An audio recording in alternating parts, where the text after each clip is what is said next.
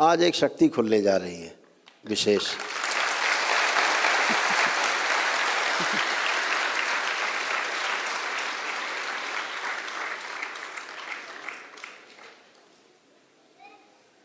आज एक विशेष शक्ति खुलने जा रही है।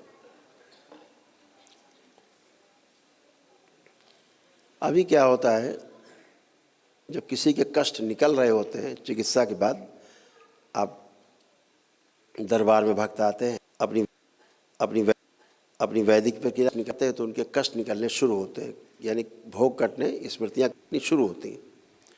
तो कटती, मान लो कैंसर है, तो कैंसर जब निकल रहा होता है तो कष्ट होता है।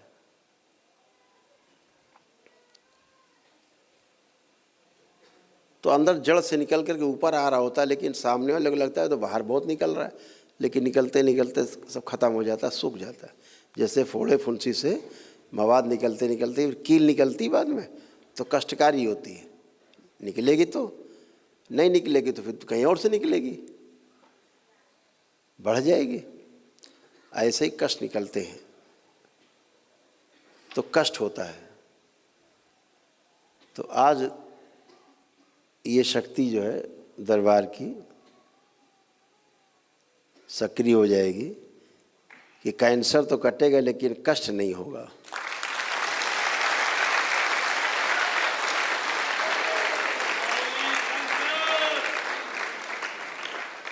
कष्ट नहीं होगा, भोग तो कटेंगे लेकिन कष्ट नहीं होगा।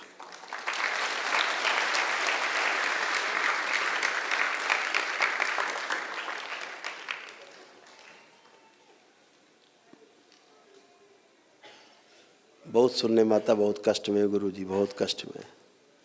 कई लोग तो कहते हैं गुरु जी कष्ट निकालना ही बंद कर दो। तो हम कहते हैं भैया फिर यहाँ आए काहे थे? फिर तो घरे में रहते और डॉक्टर साहब जिंदाबाद करते। तो डॉक्टर साहब आपको एम्बुलेंस में डाल के उठा ले जाते, आपका काम खुद ही कर देते हो। तो मुझे भी लगता था इन्हें कष्ट तो है ही, कष्ट निकल रहे हैं। हम तो कहते थे भाई कष्ट निकल जाने दो ना। गुरु जी बहुत कष्ट हो रहा है, बहुत ऐसे मामले आते हैं। कुछ लोग कम सह पाते हैं तो फिर उनकी शरीर की क्षमता बढ़ानी पड़ती थी किसी की कि सह ले, निकल जाए कष्ट। तो अब ये सब कुछ नहीं, अब सीधे सीधे ये कष्ट निकलें और कष्ट ना हो, ऐसा।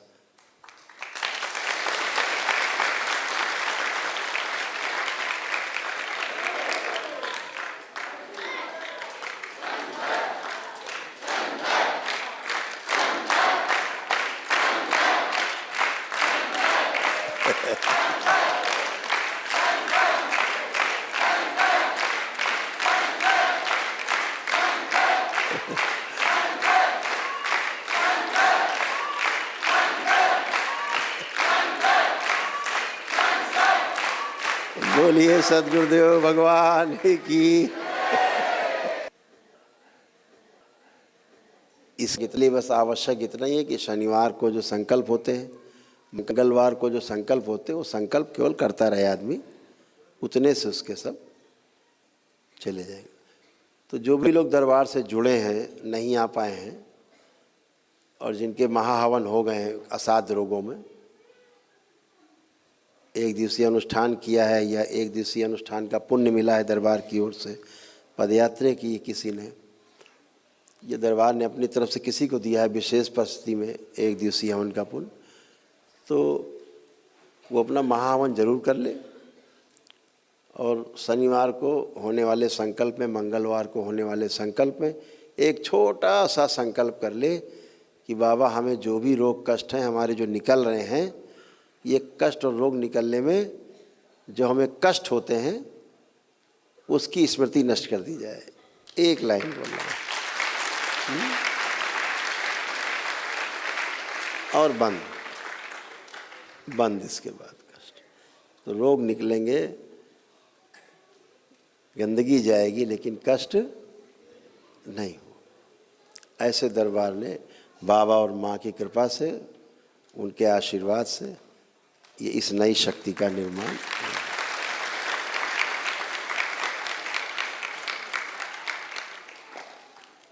शक्तियाँ तो हर रोज़ खुलती रहती हैं, अपने अपने अनुसार जो आवश्यकता पड़ती खुल जाती है, लेकिन कुछ विशेष कारण रहते हैं जब विशेष रूप से शक्तियाँ बनाई जाती हैं, उसको दरबार बनाता है।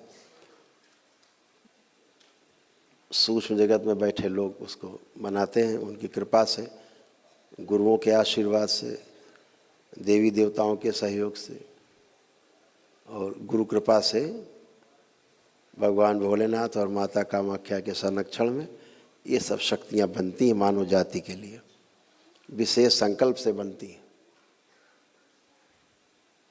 तो जब बाबा इच्छा करते हैं, माँ इच्छा करते हैं, तो वैसी शक्तियाँ बन जाती हैं।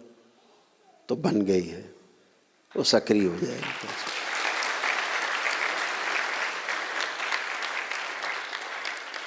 आपको पता ही है, जब भी जो शक्ति बनी वो कार्यरत है। पहले दिन से लेकर आज तक जो शक्ति बनती गई वो सक्रिय होती गई, वही होता गया, वही होता गया। जो शक्ति खुलती गई वही होता गया। तो ये भी हो गया। ऐसे ही आपके ध्यान साधना अच्छे से हो सके, आपको 84 लाख योनियों के बंधन से मुक्ति मिले, आप स्वयं को समझ पाएं, जान पाएं, इस सूक्ष्म जगत में उसके दरबार ने बहुत सरल सरल शक्तियां आप सबके लिए बनाई हैं। जब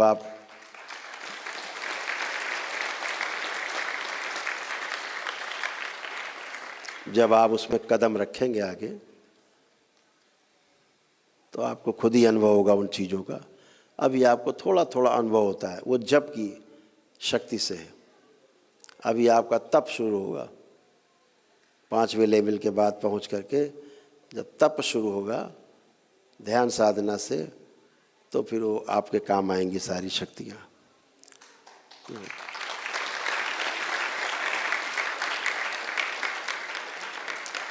अभी तो वो तमाम शक्तियाँ खुली हैं कि जो लोग जप करते हैं, उनके जप के पुण्य से परिवार के लोग स्वस्थ रहते हैं।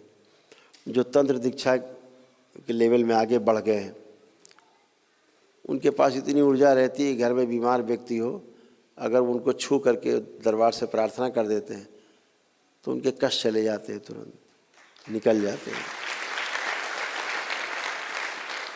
ये सभी शक्तियाँ खुली हुई हैं, ये सब खुली हुई शक्तियाँ हैं। तो आप सब बहुत भाग्यशाली हैं जो परम पूजनीय बाबा जी के DNA के ऊर्जा पथ से आप लोग जुड़े और उनके साथ जुड़ करके यात्रा कर रहे हैं।